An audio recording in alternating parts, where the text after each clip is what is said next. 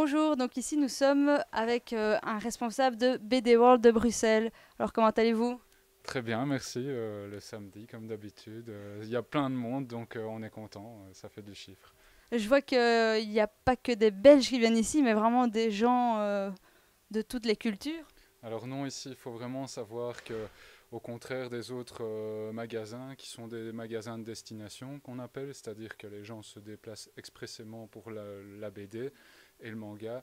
Ici, en fait, principalement, comme on est sur la place du Sablon, qui est un haut endroit touristique, on a beaucoup de touristes qui viennent pour du Tintin, surtout sachant que on a la boutique Tintin au centre qui est fermée pour le moment. Donc voilà, c'est vrai qu'on a de toutes les nationalités, beaucoup de Japonais qui sont vraiment effarés de voir la quantité de mangas et alors de BD aussi dans le, qu'on peut avoir. Ils vous posent des questions sur tous ces mangas qui sont ici. Étaient-ils au courant qu'il y avait autant de fans de mangas en Belgique? Ben, les Japonais sont très réservés, donc en général tout ce qu'ils font c'est oh sugoi et donc ils sont très, enfin voilà, ils sont Ils très, prennent quelques photos. ils prennent quelques photos effectivement, ils sont en pamoison devant les images de Dragon Ball qui est à droite à gauche et qui sont des originaux, enfin des studios Toei à l'époque, donc voilà, c'est vrai qu'ils sont, c'est assez interactif et les gens sont vraiment curieux de voir ce qu'il y a à droite à gauche. C'est vraiment une attraction à la base. Et puis après, c'est un plus s'il y a une petite vente. Mais voilà. Le... D'ailleurs, justement, en plus de la vente des BD, tout ça, vous avez un bar ici juste à côté. Oui, oui, tout à fait. Donc le BD World de Bruxelles, c'est vraiment un BD World très spécifique puisque c'est un BD World concept. Au départ, c'était un restaurant-bar qui était prévu, donc avec la personne qui a acheté tout l'immeuble ici.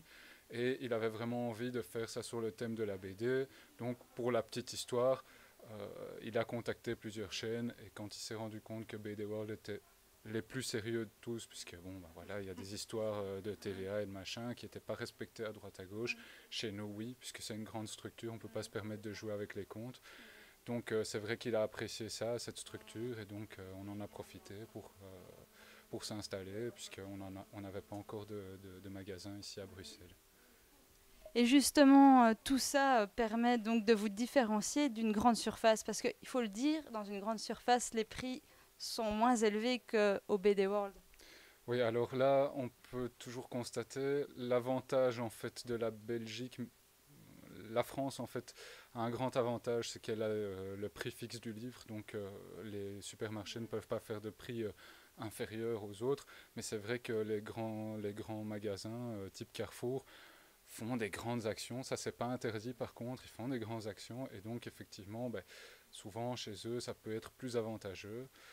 Je- à ça, bon, l'avantage de venir dans un commerce spécialisé comme ici, ben, c'est d'avoir déjà le choix, puisque chez Carrefour, par exemple, ben, quand on regarde, il y a les gros blockbusters, mais quand on veut, voilà, quand on veut autre chose, ben voilà, on ne sait pas commander, il n'y a personne qui est capable de vous renseigner là-bas. D'ailleurs, c'est pas les vendeurs là-bas qui mettent en place la marchandise, c'est directement des commerciaux qui le font. Donc, il n'y a pas vraiment d'interaction avec. Bon, donc l'avantage, c'est vraiment la diversité. Deuxième avantage que j'énumérerai donc après, c'est vraiment le conseil. Euh, Vous avez quelqu'un qui lit au moins un tome de chaque série ici, des spécialistes par exemple, le spécialiste manga, le spécialiste comics, le spécialiste BD. Oui, donc alors, moi en fait, je suis arrivé il y a 3 ans et demi dans l'entreprise. Je suis demi-japonais et donc quelque part, pour Ah bon? avoir, pour retourner à ma source, en fait, je l'ai fait aussi en partie à travers le manga. Et donc, c'est vrai qu'au début, je suis vraiment arrivé en tant qu'expert manga du magasin. Bon, après, il y a tellement qui sort, hein. Moi, c'était vraiment à l'époque Dragon Ball, Fly et tout et Les compagnie. tout débuts. Voilà, les tout débuts, on pouvait encore se permettre de faire toutes les séries.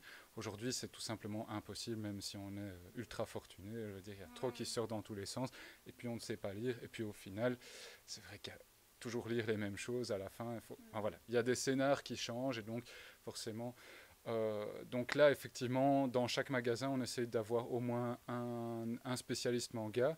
Il faut savoir qu'il y a des styles qui touchent plus l'un ou l'autre vendeur. Et donc là, bah moi par exemple, au début c'était beaucoup de shonen, maintenant c'est beaucoup moins de shonen, beaucoup plus de seinen.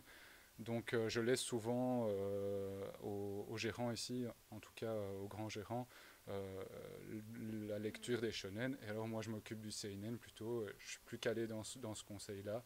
Dommage, on n'a plus de filles ici malheureusement, mais sinon c'est vrai que Qui lit les shoujo alors? voilà, qui lit les shoujo. On essaye un max de faire vraiment de lire quelques gros blockbusters pour pouvoir conseiller quand même un minimum.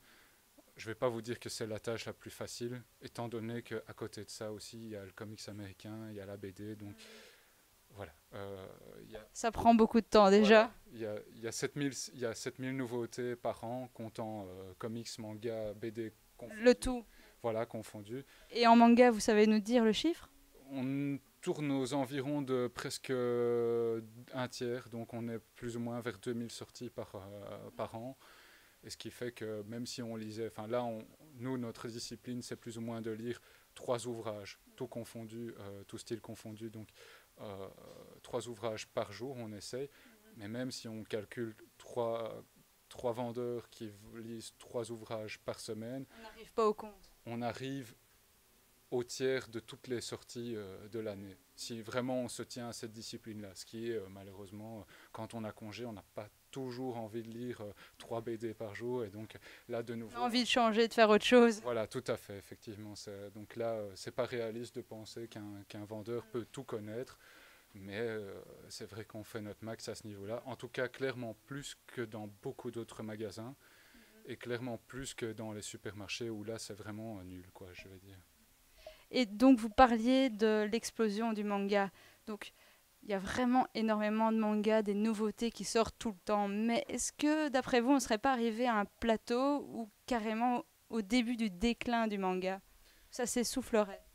Personnellement, ce que je peux voir, c'est qu'en francophonie, il y a un certain essoufflement, surtout au niveau des grands collectionneurs du début.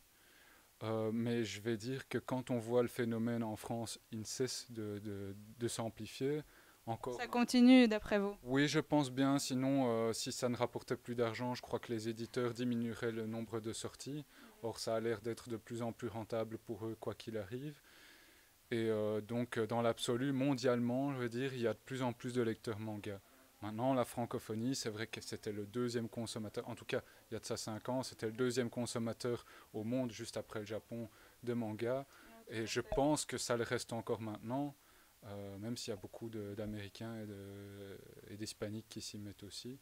Donc après, bah là, les chiffres parleront d'eux-mêmes, et je crois qu'on n'a pas encore aujourd'hui, en tout cas pour dire aujourd'hui, on n'a pas le recul nécessaire, en tout cas au niveau des chiffres, des statistiques, pour dire exactement où on en est. Personnellement, oui, effectivement, je vois que Ça se tasse un ça se tasse un peu. Mais bon, après, voilà, il faut voir, les gens en ont peut-être marre de voir justement trop de sorties. peu. Ils n'en peuvent plus financièrement aussi.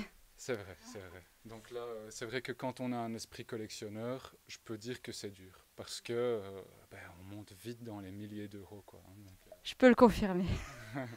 Et on va sortir un peu des mangas, mais dernièrement, il y a l'arrivée, enfin le retour des comics en force, non? oui, oui, donc là, c'est vrai que Marvel et DC, eux, ont vraiment joué avec leurs droits à droite à gauche au niveau cinéma et tout ça. Ils ont vraiment changé, donc c'est passé d'Universal chez Disney. Même chose au niveau de l'édition, on est passé de Panini Comics chez Urban Comics. Donc il y a de nouvelles connivences entre les maisons d'édition et les propriétaires de droits. Et donc là, je vais dire, je crois que ça met un renouveau, puisque bon, ben, il y a une certaine structure s'épuisait aux grandes dames, on va dire, d'une autre structure qui s'est dit, bon, ben, je peux faire mieux, je peux... Donc je pense qu'effectivement, le comics est à la mode.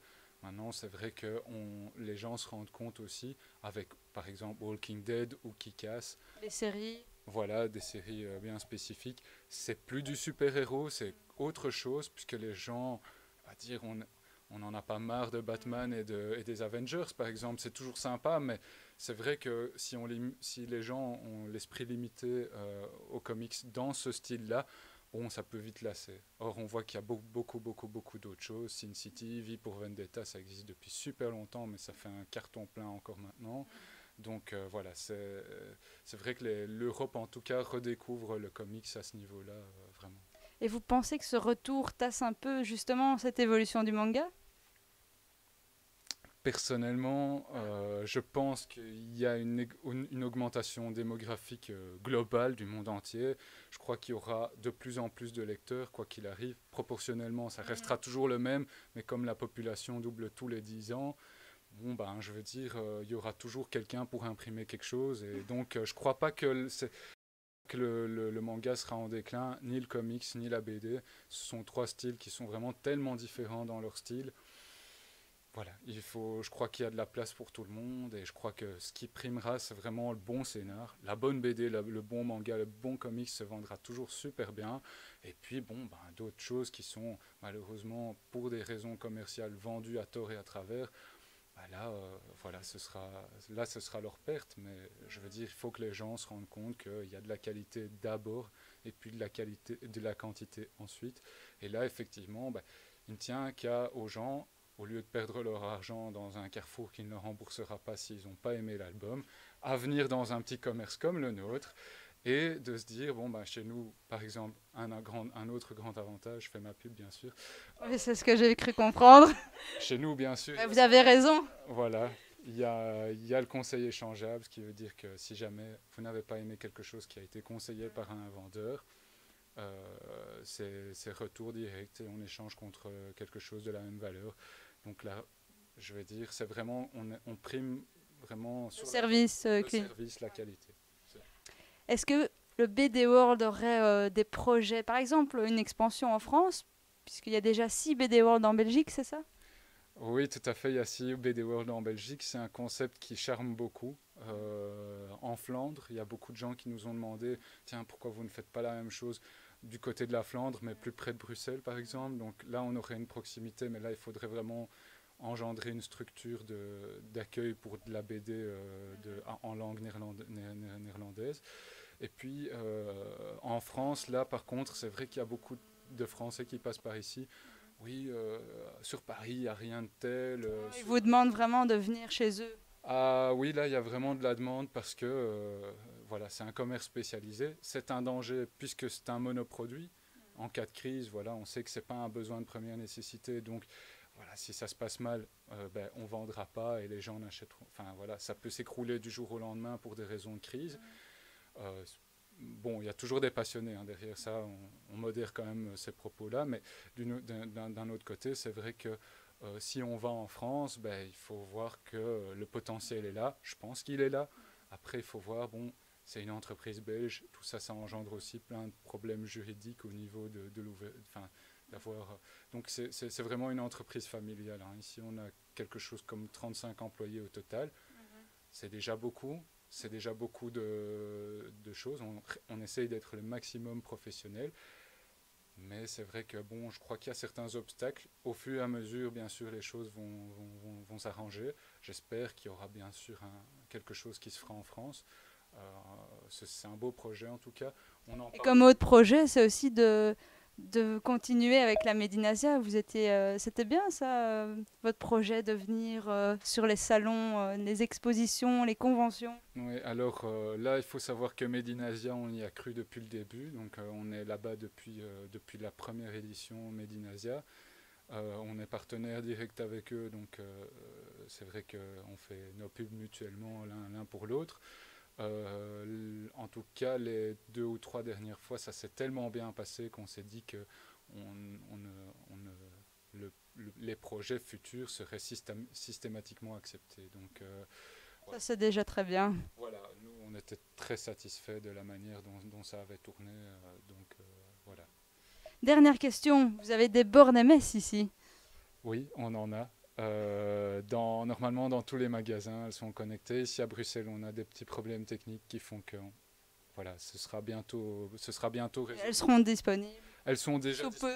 Voilà, elles sont déjà disponibles dans les 5 autres magasins, ça fait déjà presque un an. On a reçu la borne MS ici à Bruxelles depuis peu. Et donc, bon, là, c'est une question d'infrastructure. Voilà, les murs sont épais.